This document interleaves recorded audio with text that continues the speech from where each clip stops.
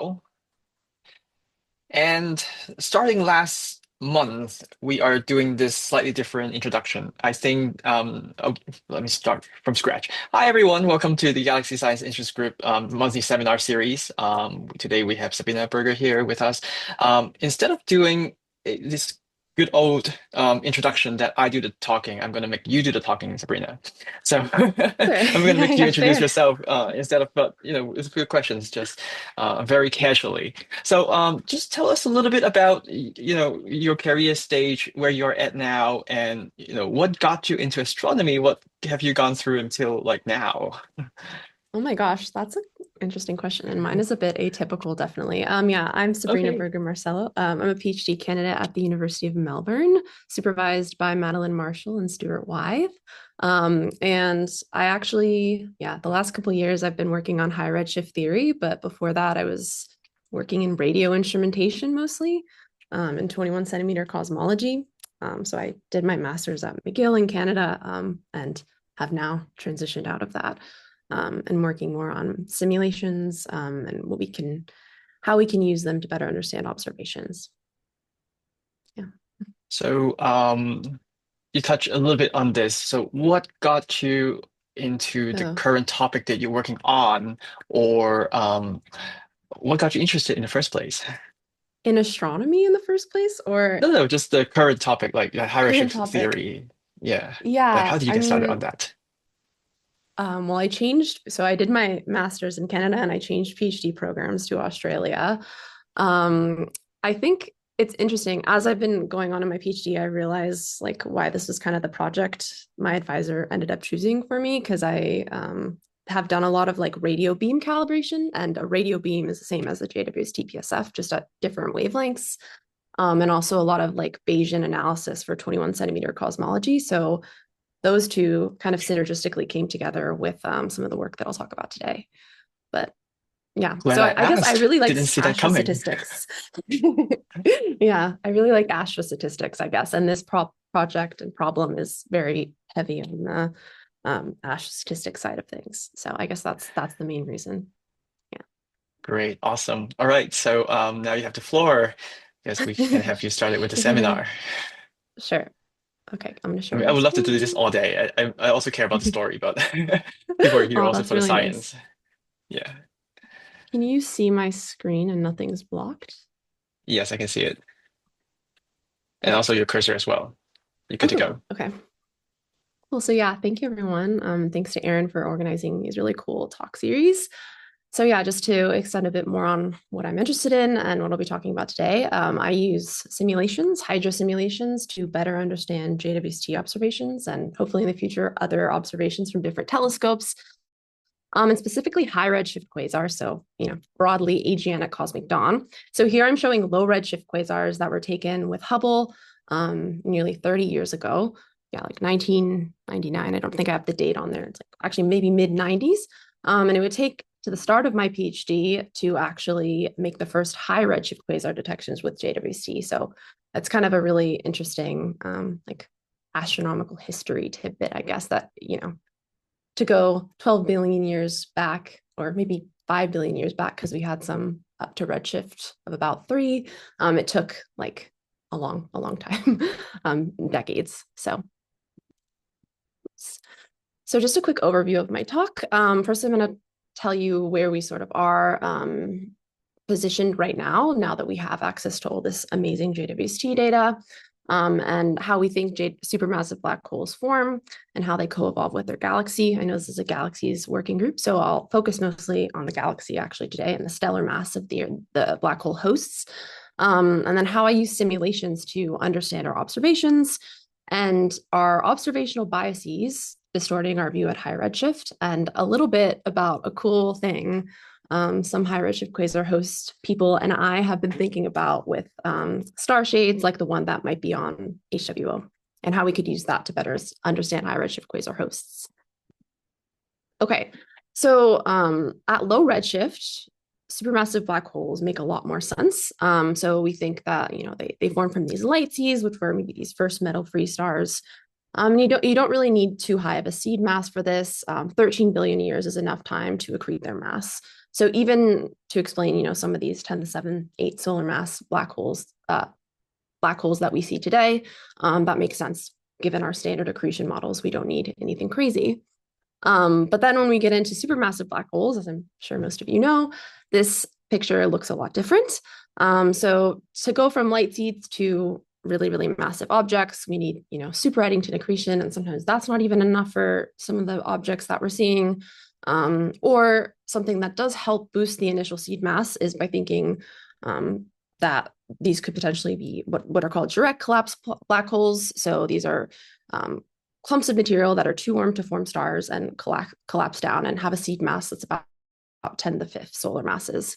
Or galaxy mergers are also a possibility, though a lot of hydrosims actually predict very few of some of these at the redshifts that I'm thinking about. And the last one would be primordial black holes, which I won't talk about today, but there are also people thinking about how the first black holes that formed after inflation and can have this, huge range of masses might see these quasars. So at low redshift, black holes follow relatively tight scaling relations. And this implies that the galaxies and black holes co-evolve. So on this plot, this is just like a classic plot from one of the, seminal black hole stellar mass relation papers. And I'm combining a bunch of different types of galaxies and AGN. Sorry, not I. The authors are combining a bunch of different types of AGN and galaxies on one plot, and we see that there's a relatively tight correlation. And that's actually pretty counterintuitive because the black hole sphere of influence is really, really tiny. So this is kind of to scale. Obviously, I can't get this perfectly to scale, but the sphere of influence, for example, is 100 times smaller than the average size of a galaxy hosting a 10 to the mass solar mass black hole. So there's a lot of we have to think about AGN feedback and how the growth of the AGN is potentially quenching or influencing star formation in some way that we're still understanding in our simulations and in our subgrid models for those simulations. But at high redshift, this is kind of one of the latest plots that came out on the archive a couple weeks ago. We are seeing an even more different picture. So we're seeing black holes that are very overmassive for the stellar masses, given we saw at low Z. These are a lot of little red dots actually mixed in here, which I don't know if you really trust the stellar masses of those at all, but there's definitely this question is becoming even more important and difficult as we see these really, really massive black holes in galaxies that are much smaller than they should be and not looking like what we see at low redshift, which is pretty surprising. So that can indicate 3 things. I'll focus on this talk on observational biases, particularly on the x-axis here. The y-axis hosts its own set of problems. If you have a variable AGN, that can mess with the black hole mass by an order of magnitude, or if you look at some of the very long baseline interferometry type of thing, or it's not called that, VLTI, gravity plus, where they actually localize they localize the broadline region and get more precise black hole masses. There's also kind of disagreement there, but not talking about that too much today, and just the x-axis. And there's also 2 other possibilities that I'm not considering here, which are our models are incorrect. We don't understand black hole and galaxy evolution as well as we thought. And then also maybe we're somehow really selecting these objects in a very, very biased way. Maybe the brightest objects, there's a lot of different papers on saying that, at least for high redshift quasars, this can actually be explained due to selection effects. So back to observational biases, measuring the stellar mass of these high redshift quasar hosts is really, really hard. Before JWST, we could only make these measurements up to or the detections of the actual host light in the UV, so not like in submillimeter observations or anything, which trace the dynamical mass. We could only make those up to redshift, which is about 3. So this is because in early universe quasars, 95 to 99% of the flux is just the quasar light. So if we observe something like this and we subtract up the quasar, if we're lucky, we're left with a very tiny piece of flux from the host galaxy. These are all just simulated images. And what's kind of really interesting is that, and I think something that is hard to think about if you're an observer, because there's so many different getting the PSF model correct is of the utmost priority when you're trying to do these measurements. But even if we knew the PSF nearly perfectly, we actually still miss a lot of information in the core of the galaxies. So you can see if you follow the panel here, this is the true galaxy from a simulation. This is if I add a quasar of, like 19.5 magnitude, or the same magnitude as the quasars that we're seeing or observing to JWST at high redshift.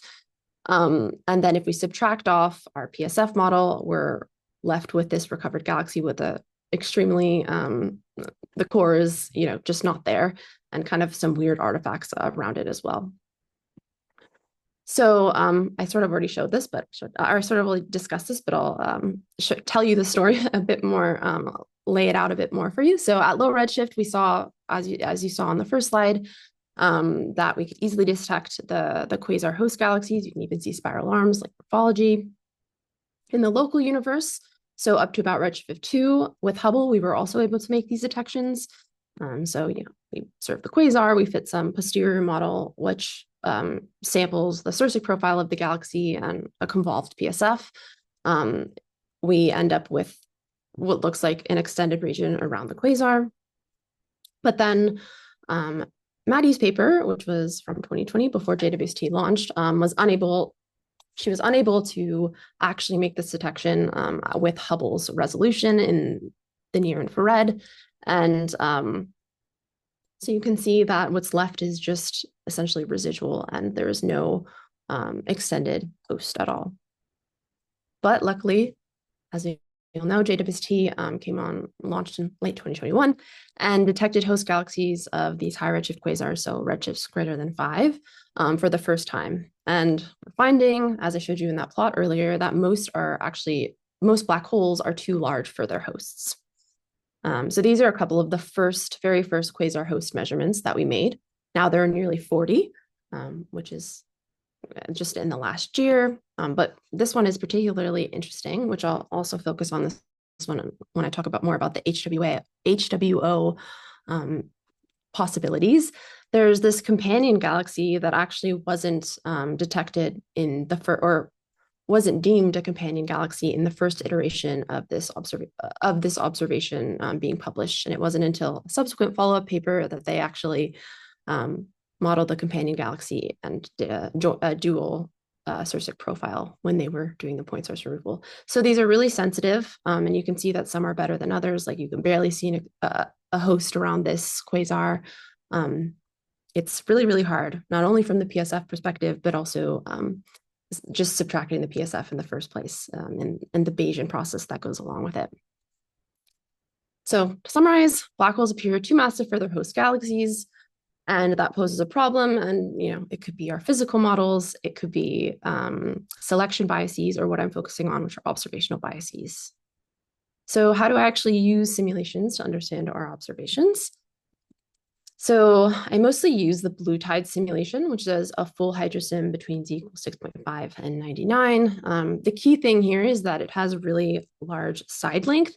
So that means you're more likely to get in your initial density fields of your simulation these really high density peaks that could then go on to form quasars. And it has a constant black hole seeding mass of 10 to the 6 solar masses, which is around the same as the direct collapse black hole. So hopefully, since we're thinking about quasars, which are 1 to 2 orders of magnitude larger than this, hope that the black hole seeding mass doesn't matter as much as something that's a lot closer to that mass. But that's a whole area of research in itself, and lots of people are publishing papers on tuning the best way to seed black holes in hydro simulations. Couple other blue tides papers just on black hole growth, black hole seeding. There were predictions made by Maddie before that JWST would be able to make these quasar host detections before JWST was even launched. So shows promise in using these simulations to actually help accompany our observations in the science that we do. And then also I looked at analogs of the first quasar host detections with JWST in blue tides. So you're probably wondering, and you might know already, that these simulations do not match the black hole stellar mass ratios that we're seeing. So some do. For example, these were the first two quasar hosts detected. And when I was working on this, I was like, oh, okay, they actually, at least J2255 matches the low redshift relation relatively well. And I mean, J2236 is also like almost on the low redshift relation. But then shortly after that came out that these three had much more overmassive black holes. So even if we don't get this completely right, we have mock observations that we can make of all of these objects where we know the exact true properties, and we can kind of follow the same pipelines that the observers do to back out observational biases.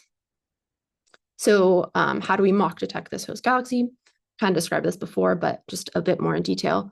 We're simultaneously fitting a 2D Sursic profile and a point source to recover the host. So this is, again, all just simulated data. And so our model with the PSF and the convolved PSF and the host might look something like this. And then when we subtract up the quasar, we're left with this. And we're mostly, if you've heard of synthesizer, using kind of a similar version of synthesizer to do this. So the mock observations are very similar to what synthesizer people use. So this is actually laying what I just showed you, or essentially taking an analog to one of the quasar hosts detected with JWST in blue tides and following the exact same process that an observer would. So again, we mock image this galaxy, we know its stellar mass perfectly. We add on top a quasar, so we don't even use the black hole in the galaxy. So the black hole stellar mass ratio being off doesn't matter too much. So we add a quasar with the exact same magnitude as that observed with JWST, and then fit our model, and we get this recovered simulated galaxy, which weirdly actually had similar morphology to this one. So they can help us actually validate JWST detections, and sometimes, again, to recalibrate our simulations if we measure a star formation rate of an analog that's really incorrect compared to what an H alpha measurement tells you, that can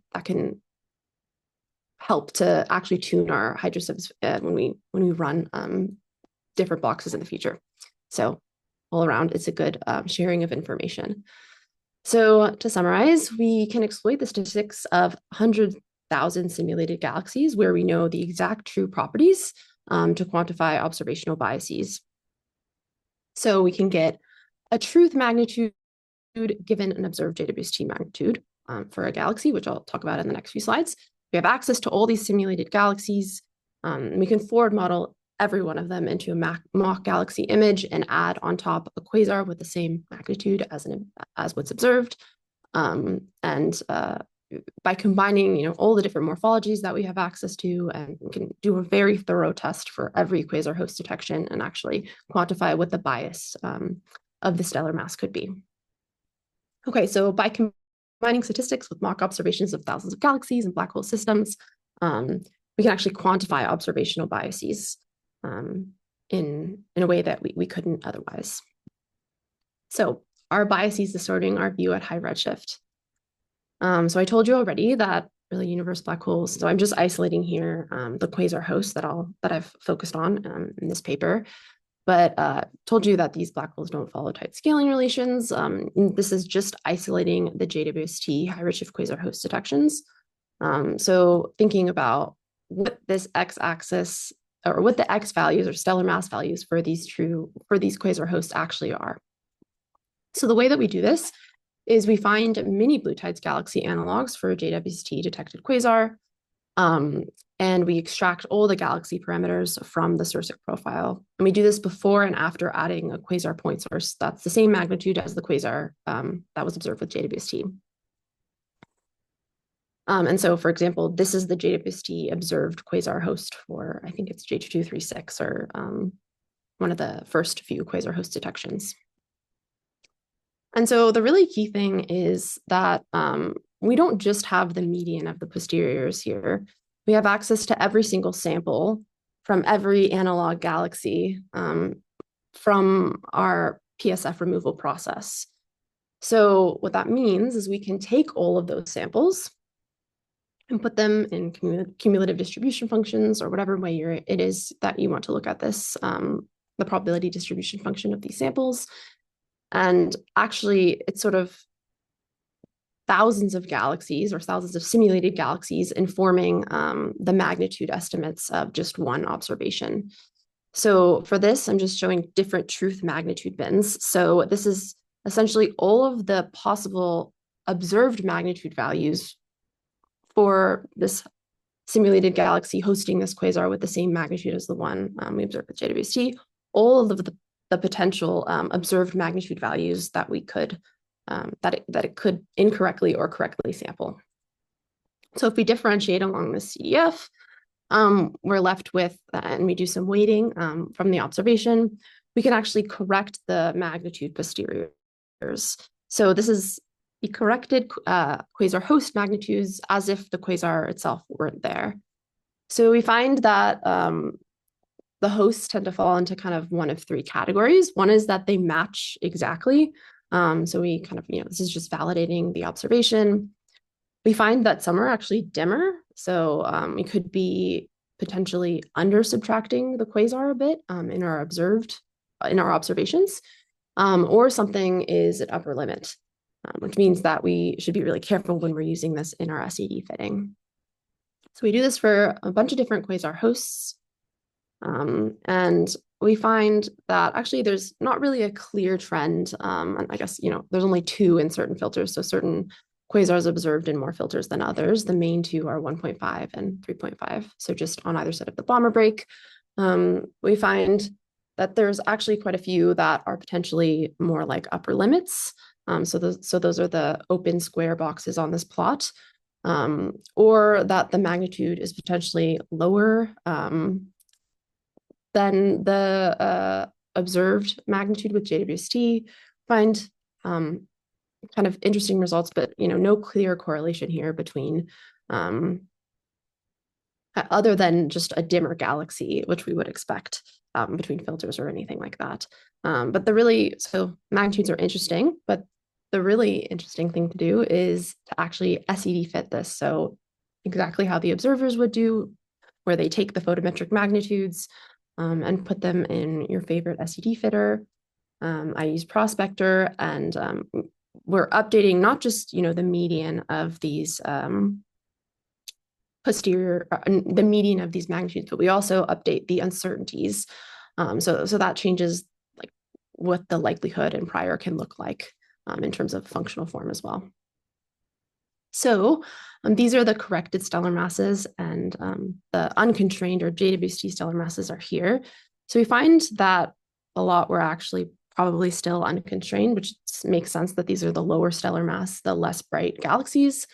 And then we also find that some, for example, this one, J1146, is almost exceeding observational uncertainties in being less massive than we thought. And then kind of varies a bit for other quasars, but a lot of them we're finding that we actually validate the stellar masses from this quasar PSF removal process really well.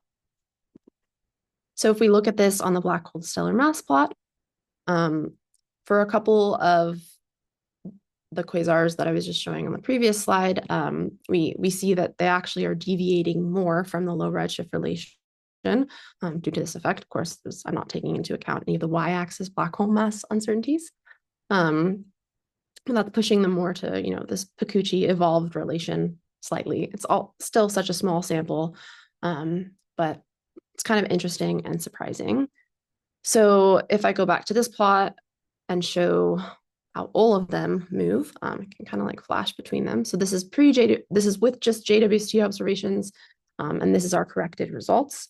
And yeah, so we find actually a larger difference going to smaller stellar masses than higher stellar masses, but a lot are actually interestingly deviating more from the low redshift black hole stellar mass ratios than we thought.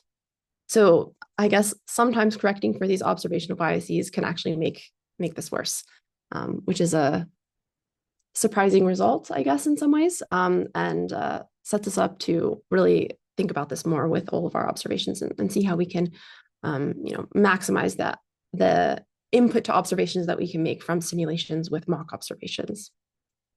So for high redshift quasar host galaxies, I found that stellar masses can be biased by up to a factor of 2. So they're definitely distorting our view at high redshift to some extent. But we have to be careful because each quasar host measurement is a different test case, and we're not finding any systematic uncertainty that overestimates or underestimates the stellar mass. It varies for the particular quasar that we're thinking about. Cool. So now I will talk a little bit about HWO, Habitable Worlds Observatory. This was fun to think about because I've actually worked on exoplanets for a bit in undergrad. So it was cool to like a blast from the past, I guess, thinking about it a little bit more. So HWO will likely have a starshade, though I've heard from some exoplanet people that it's not for sure. I mean, this thing has to be placed like thousands of kilometers away from the telescope. So it's a huge endeavor. And I'm sure they're fighting over, if they're going to just put a coronagraph in or put the starshade in. The starshade has the benefit of being broadband, which is really cool. But exoplanet people need starshades to make these first directly imaged rocky planet or habitable planet detections. So I think there have been some tentative detections with JWST. And this is versus, the transit or radial velocity methods, which they just, are looking, they can only really get mass or radius measurements from these. And transmission spectroscopy is really, really difficult. But interestingly, the contrast ratio needed is 10 to the negative 10 for a planet and a star. But we only really need, I said the host versus quasar light can, makes up maybe 95%. The quasar light makes up 95% or so on that magnitude of the light. So it's a much smaller contrast ratio. And it's kind of an interesting thing to think about since we're, always so concerned about the PSF and getting that right. And it's really difficult with JWST, especially with these really, really bright sources. So for exoplanets, starshades work in this kind of interesting way where they essentially block out all of the host stellar light. And there's a starshade that, as I said, is positioned many kilometers away from the actual telescope itself. They're thinking about, these things are only a parsec away for them, but that's okay because it turns out, luckily, we're not studying planets at this high of a redshift. Quasars are really, really bright as well. And this angle theta min is the most important part when thinking about this. So it's just, diffraction limit, like the radius of the starshade over the distance from the telescope to the starshade. So you can actually, for quasar hosts, we'd want this to be as small as possible. You want a smaller starshade and a longer distance from the telescope aperture. But it's actually so predicted for exoplanet people that are thinking about this to be about 65 milliarc seconds, and maybe it could be pushed a bit if this were further away. But the angular resolution is about 40 milliarc seconds with HWO. So it's kind of the limit. So hopefully they work for exoplanets. Be really cool. We could see these, actually directly image some of these planets and confirm, they're worried about like astrobiology and like they're embarking on their quest for habitable worlds. But starshades might actually work for quasars, although I was just talking about this with Maddie. They could actually not work. I think a Pathfinder mission or some sort of test of this would be needed to really understand, of course, the instrumental effects of the starshade and if it would work really well. But at least from this very back of the envelope estimate that I did, so this is taking J1120 and just the radius and in kiloparsecs and milliarc seconds. And essentially the starshade would block enough pixels such that you could reveal greater than 0.1 kiloparsecs without having to worry about the PSF as much. Of course, there is still a PSF But without having to worry about it as much, you can get a much wider, unobstructed, hopefully, extent of the host galaxy. So potentially, we wouldn't have as large of a corrupted host as we see with the JWST results, because we would be blocking that light completely and not have to worry about the wings or side lobes of the PSF. Could also just even the Bayesian decomposition, PSF deconvolution process, getting a better prior on the radius would also reduce our uncertainties and narrow our posteriors quite a bit. So likely could detect fainter hosts or maybe more extend emission or fainter emission. I was thinking about for little red dots or something like that. It's kind of an interesting prospect. And at 1 micrometer, HWO is six meters, and it has the same resolution as JWST. So something to think about. Of course, there's a long way to go, but maybe they'll work.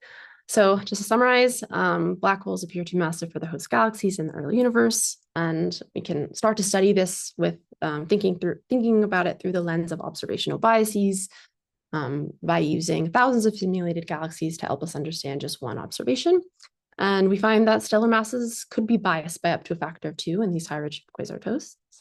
And potentially HWO starshade could help us detect fainter high-redshift quasar hosts. I think there's a lot of work to be done, and maybe even some simulation papers to come out about that before it's tried. Because I'm sure the HWO time will be mostly devoted to direct imaging planets. So yeah, thank you for listening. Thank you for the nice talk. It's great. Yeah. Okay, questions from the room? Let me Sorry, first I say think I this. went a I'm bit super over. happy that we actually have a speaker that stick to the timeline, the time guidance that we gave. I know most Was speakers blast through I? 45, 50 minutes, and Oh, then, wow. Okay. most of them do that, which I don't really police the timeline, but this is what we actually recommend. The Yeah. talk take up half the Okay. time, so we have ample of time left after for discussion.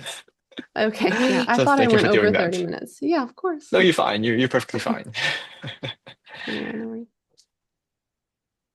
Great. All right. I'm going to open up the floor for questions. Don't be shy.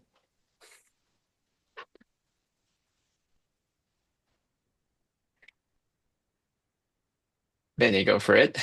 I I'm always asking questions, but I'm hoping that this will get everybody else to ask them as well.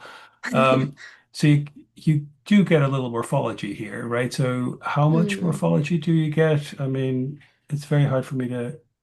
Oh yeah, there are just a couple of resolution elements apart, and this is after subtracting a bright quasar. So you're just getting Yeah, the Circic profile, I'm guessing, right? So you're just getting this. This is disk or this is an elliptical. Is that about right? kind of, except we just do that to jointly constrain the galaxy and the AGN. But when we subtract off the light, I mean, I don't you still get some of the morphology because Okay. we're not just using a Circic profile to reconstruct this. We're That using what we got as what part of the image should be the quasar and how much flux to take from each pixel, if that makes because one of sense. the surprising things was that there's bars at this redshift, right? There's the familiar morphological features in galaxies you can actually see to a much lesser degree. There's the fractions are lower, but they're there, right? There's already Oh, a galaxy that has made a bar. There's already a galaxy that are merging. So I was you curious how can see much a you can. bar from this? No, I not from can't see a that, bar but from. like in Okay. non-quasar hosts, like we've actually seen barred galaxies to, rather spectacular redshifts. Not quite number 7, I Yeah, think, I was but gonna like say I thought it was 3 or 4 or something. yeah, 3.5, I think was the last time I Okay. checked. But I was kind of curious, like, hey, how much detail can you see? Because that's tricky because you're subtracting something that has all those secondary, like that hexagonal shape. So I was curious how much Yeah. you quantify that. Because they are disk galaxies, or are they just Um, amorphous I mean, blobs? I would say the latter, Okay. amorphous blobs. I think yeah, we're not resolving them. It's kind of interesting that the hydrosim that I'm using is tuned exactly to the JWST resolution. So ideally, if we're modeling our stellar particles correctly and the grav like ideally they we would see some of the similar structure, but I don't know. And so, follow-up question, hopefully Yeah. nudging other people loose to start asking. If you have a luminosity, you have a mass, then you could do a size-mass relation for the host galaxies to see if are they typical for Redshift 7 galaxies or are they not typical for Redshift 7 galaxies? Is You mean that like something? mass to light ratios and No, no, no, just luminous? simply the size versus the mass, total mass. There's a um, there's sort of a very tight relation between the size of galaxies and their total stellar mass, at least at low redshift. And as you go to high redshift, that slope sort of moves, but it seems to still be pretty tight. Has anyone looked at that, or I mean, Um, you're I sort of getting think statistics now with, what is it, 7, 10, 40, I mean effectively 40, 40. 40. Yeah, I was like, but I saw pictures Yeah, of that would I be that think would do. that's a good point. I know of some simulated work that's done that, but I can't think of any papers that have explicitly plotted that yet. Everyone's really focused on the black hole to stellar mass ratios, right? And also I think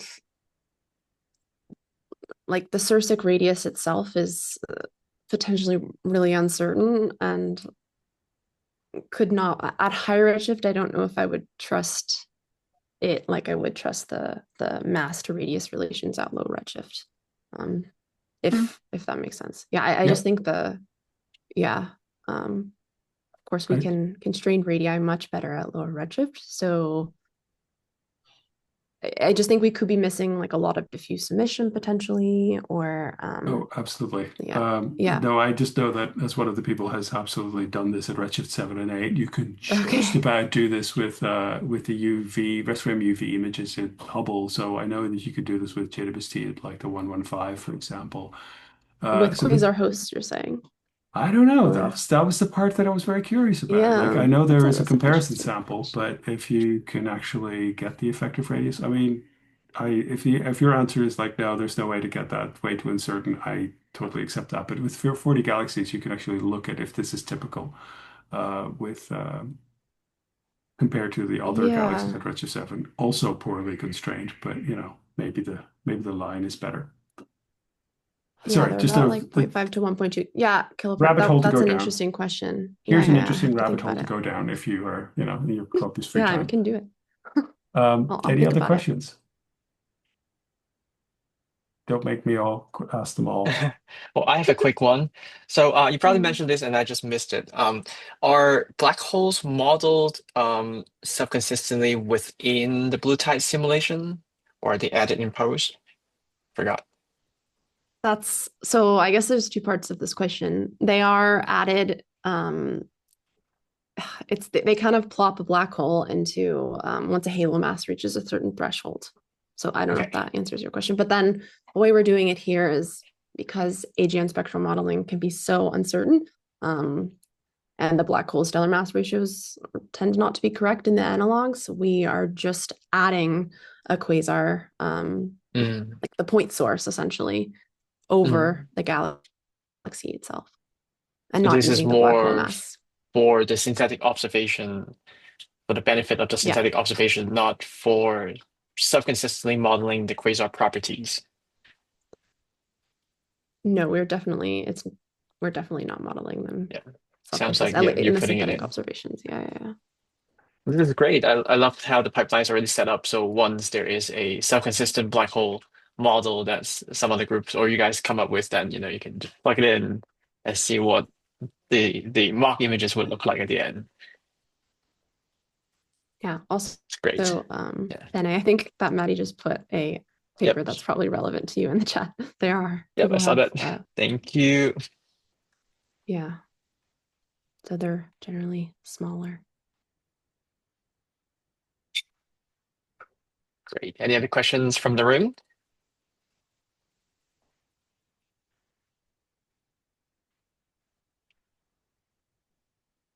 If not, Benny, you can go ahead and ask your other questions. If you have any, if you have more Yeah. questions.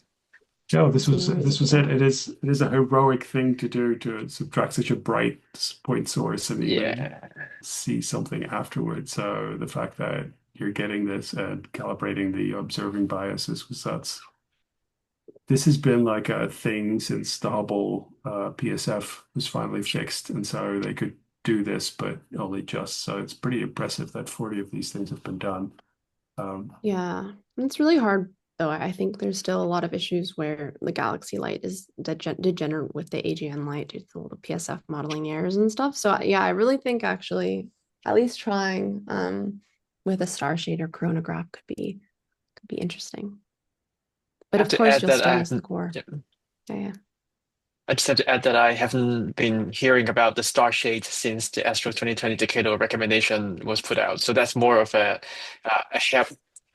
what was it called before Heb World? It was a Habex?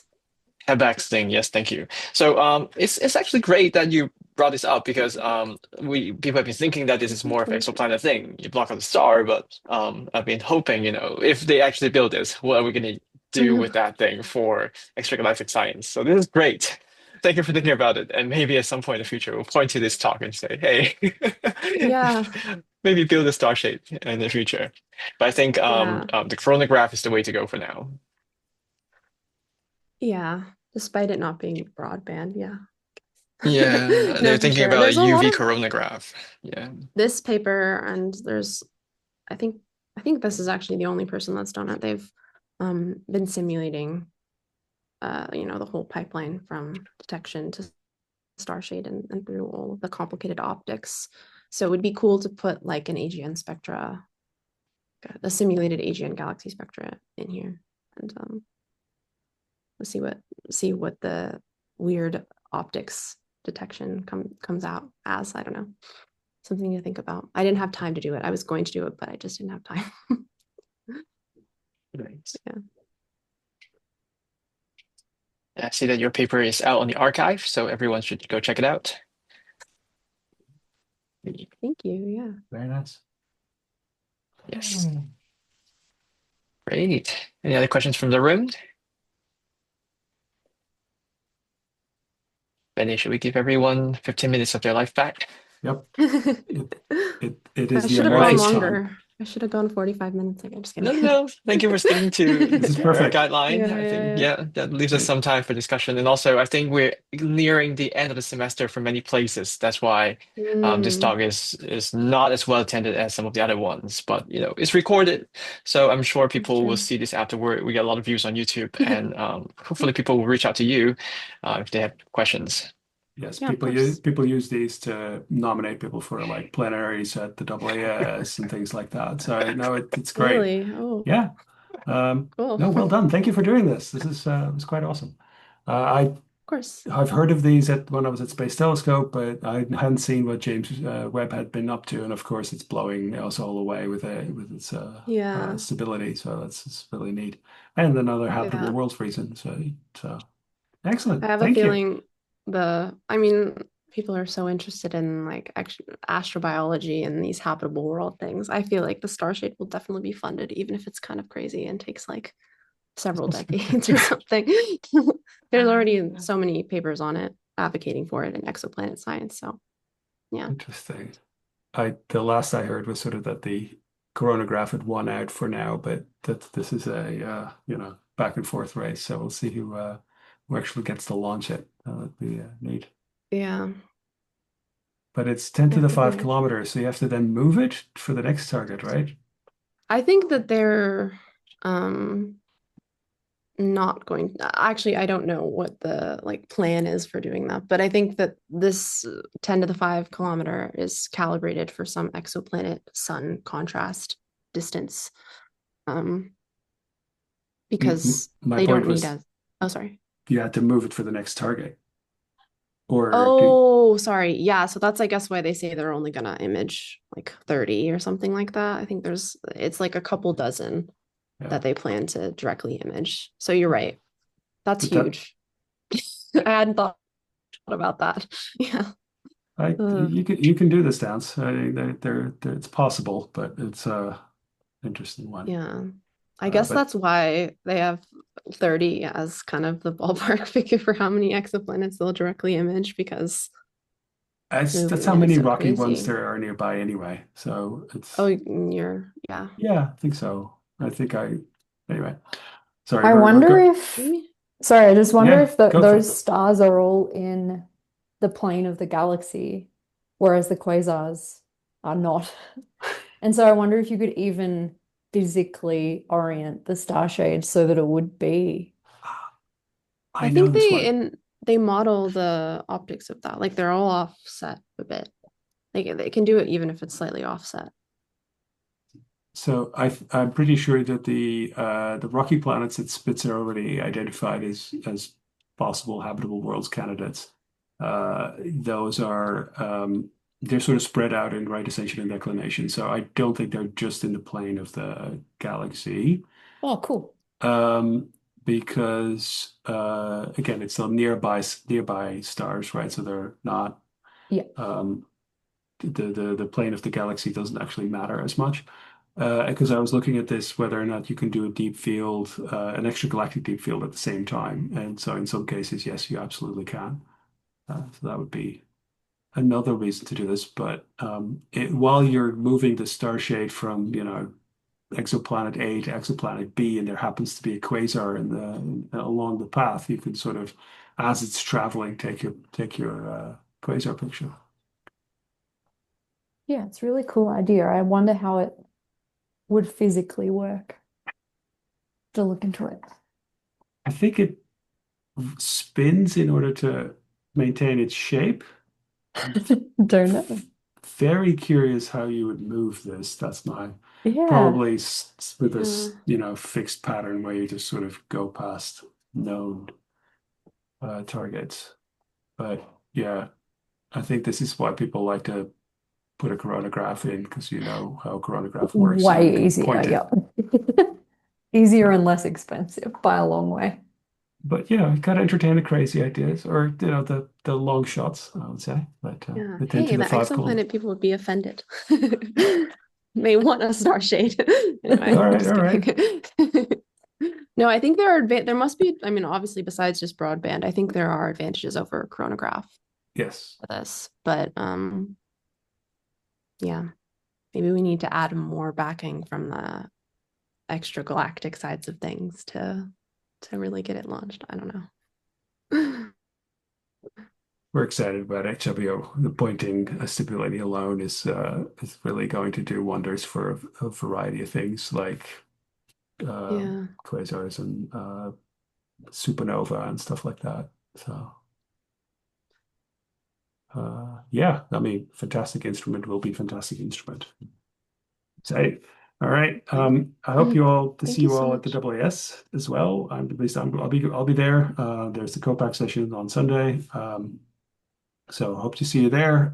You can talk to us about the science interest group, the Galaxy Science Interest Group.